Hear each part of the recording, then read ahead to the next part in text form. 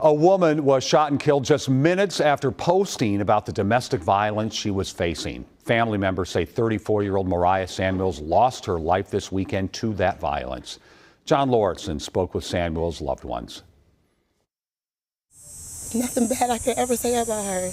I don't think nobody has bad things to say about her. One day after she was shot and killed, those closest to Mariah Samuels created a memorial in her honor. She was a mother of 2 boys and a dog groomer who enjoyed spending time with family and friends. She loves animals. She loved her son. She was sweet. She was outgoing. She was free-spirited.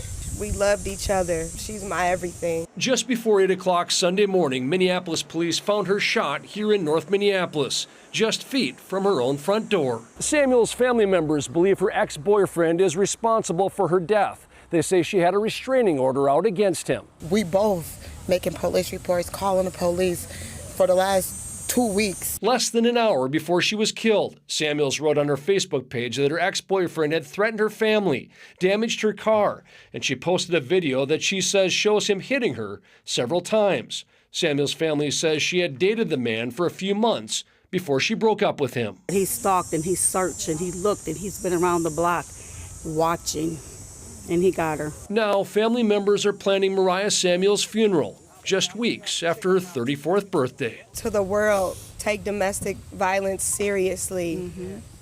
You know, Amen. Reach out to somebody. I don't know if the police can help you all the time. Get out of the relationship. Escape if you can. In Minneapolis, Minnesota, a woman named Mariah Samuels sought protection from a man with a long criminal history. She followed the legal steps available to her, securing a court order for safety. But behind that order was a man whose past included more than a decade and a half behind bars. At 50 years old, he was no stranger to violence and no stranger to the law. At the time, he was already under federal supervision for a gun-related offense. Still, questions linger about how effective that supervision really was. Could the system truly prevent him from acting again?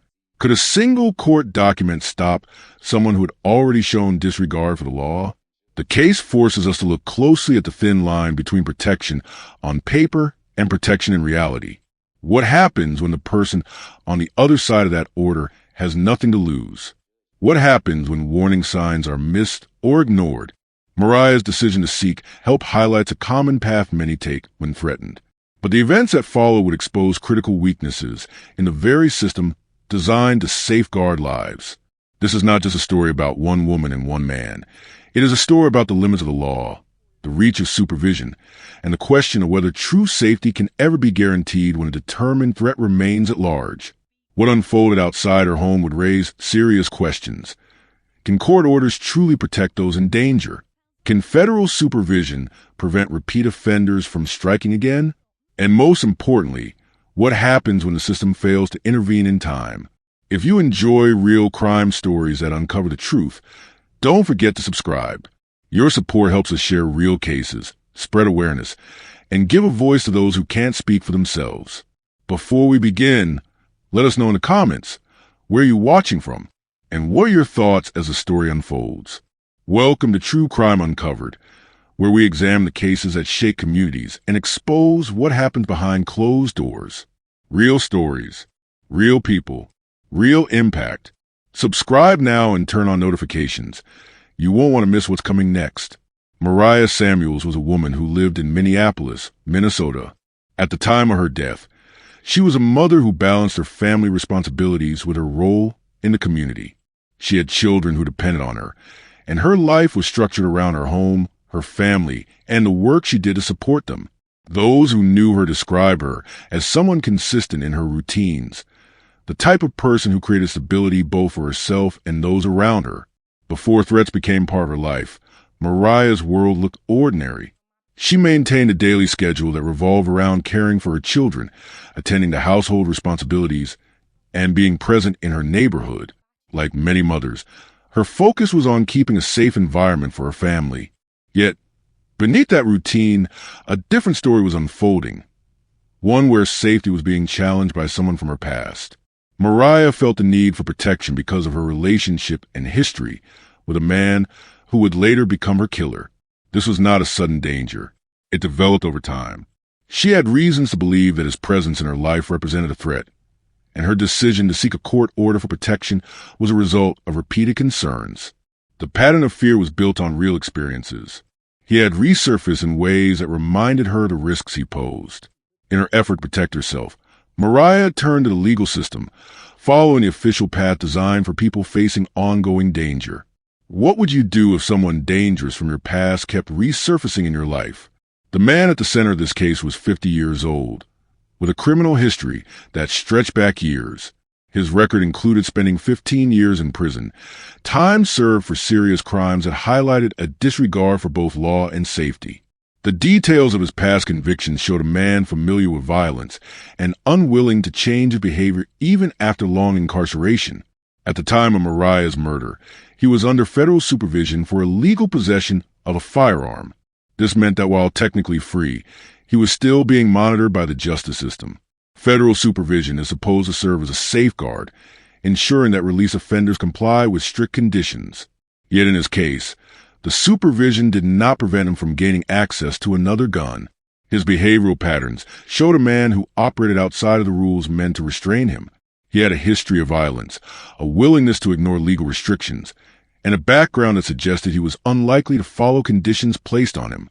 If he had previously violated supervision, it raised the question of whether enough was done to hold him accountable during those violations. Should a man with this history have been free under federal supervision? Mariah's response to the threat she faced was to secure a court order for protection. This legal document is intended to place restrictions on the individual posing danger. In her case, it outlined boundaries he was not allowed to cross, such as contacting her, approaching her home, or possessing weapons that could place her at risk. The order was issued because of the pattern of threats and intimidation. For many, such an order represents a final resort, a way to create distance when other measures fail. However, like in many cases, the order had significant limitations. While it made the suspect's actions illegal if he violated its terms, it could not physically stop him from carrying them out. The reality was clear. For someone willing to ignore laws, the order was only enforceable after a violation occurred. It did not provide a physical barrier or immediate safety. It depended on his compliance, and he had shown a lifelong pattern of noncompliance with the law. Do you think protection orders are effective, or are they just symbolic? Before the final act of violence, there were indications that danger was escalating. Reports suggest Mariah raised concerns about his behavior. These warnings, combined with his criminal background, pointed to the possibility of a looming threat. Yet despite these signals, the system did not step in with stronger preventative action. His behavior leading up to the murder showed the same disregard for authority he had demonstrated in the past. If he was monitored while under supervision, those red flags either went unnoticed or were not acted on.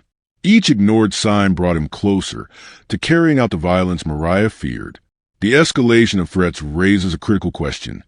At what point should intervention occur? When someone under supervision begins showing dangerous patterns again, how quickly should the system respond? How many red flags must be raised before action is taken? The day the murder occurred began like any other. It was in Minneapolis, Minnesota, outside Mariah's home. The location was not random. It was a place she should have been safest, the same place she had built her life and family. The suspect arrived armed with a firearm. Despite being barred from owning or carrying a gun under his federal supervision, he had one in his possession. This alone was a direct violation of the law, yet it did not stop him from using it. The sequence of events was fast and direct.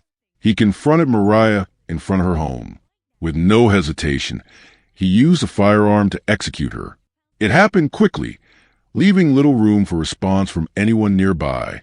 The act was carried out in public view, without regard for witnesses or consequences. For Mariah, The court order and the system she relied on for protection could not stop what unfolded in those final moments. For the suspect, years of prison and ongoing federal supervision did not serve as deterrents. If someone is determined to kill, can any system truly stop them? When the gunshots echoed to the neighborhood, the quiet street in Minneapolis was instantly transformed into a scene of shock and chaos.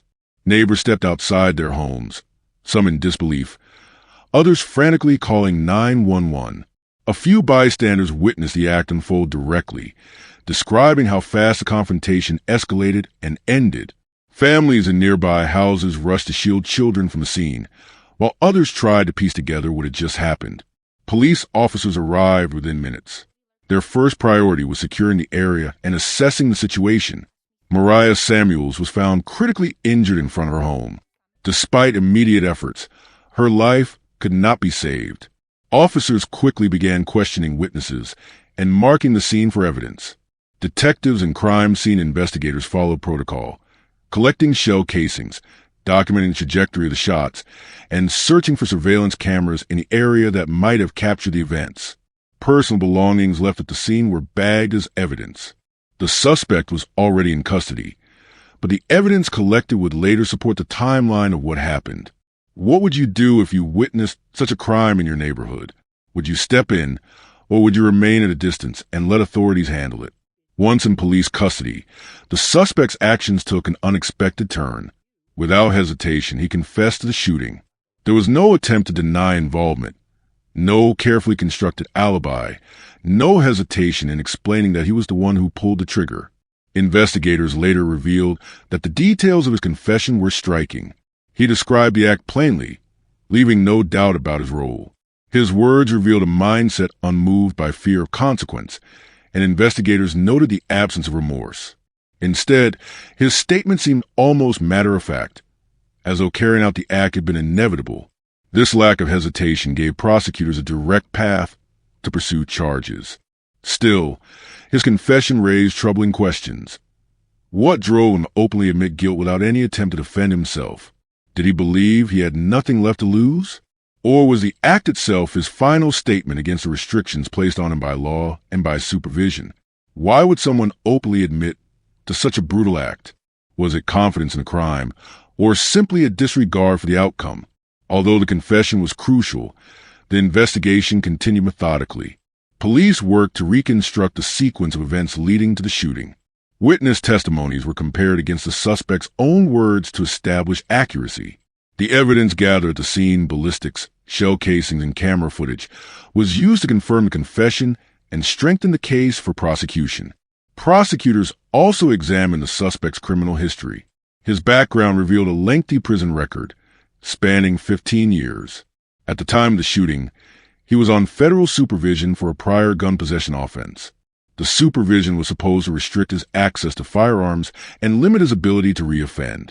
Yet, he had obtained a gun and used it to carry out the murder. This contradiction raised deeper issues. If federal supervision was designed to keep high-risk offenders in check, how did it fail to prevent this crime? Did loopholes in the monitoring system give him the freedom to plan and execute the act? Did communication gaps between agencies allow him to slip through unnoticed? Should prior offenders under federal supervision be monitored more closely, especially when their history involves violence and firearms? The charges filed against him were severe. He faced first-degree murder, illegal possession of a firearm, and violation of federal supervision. The murder charge alone carried the possibility of a life sentence. Court records detail that the evidence against him was overwhelming. His confession aligned with eyewitness testimony, physical evidence, and surveillance footage. Legal teams prepared for trial, but with the strength of the evidence and the suspect's own admissions, the case never became a question of guilt. Instead, it focused on sentencing.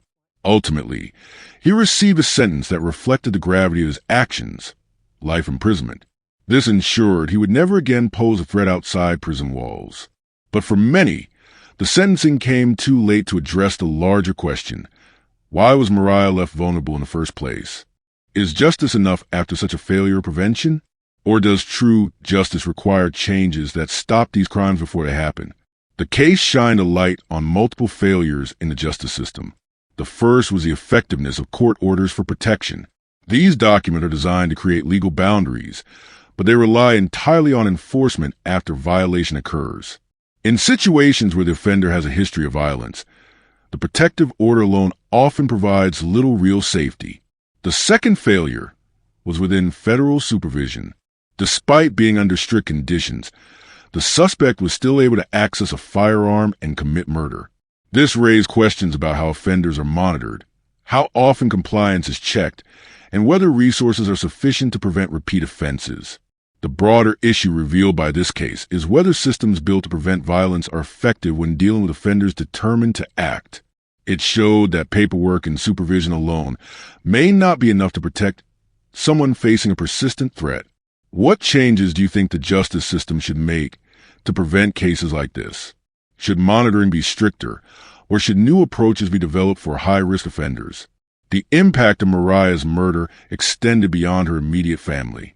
Her community was left with difficult questions about safety, justice, and prevention. Neighbors who witnessed a crime carried a memory of what they saw. Her family faced not only grief, but also the reality that she had sought help and still could not be protected. The broader lesson from this case is clear. Protective orders and federal supervision must be reevaluated when dealing with individuals with extensive histories of violence. Mariah followed the steps society tells victims to take, yet the outcome revealed the fragility of those measures. In the end, this story forces a larger conversation about prevention, protection, and the balance between rehabilitation and public safety. If the system can't protect those who follow the rules, what needs to change? Is it stricter enforcement, closer monitoring, or an entirely new approach to protecting victims of violent offenders? If you found this story as gripping and heartbreaking as we did, don't forget to like this video and share it with others. And if you want to hear more true crime stories that uncover the mysteries behind these tragic events, make sure to subscribe to our channel and turn on the notification bell. You won't want to miss our latest stories, updates, and discussions. Thank you for joining us on this journey to seek justice and explore the truth. Together, we can make a difference. Until next time, stay safe and stay aware.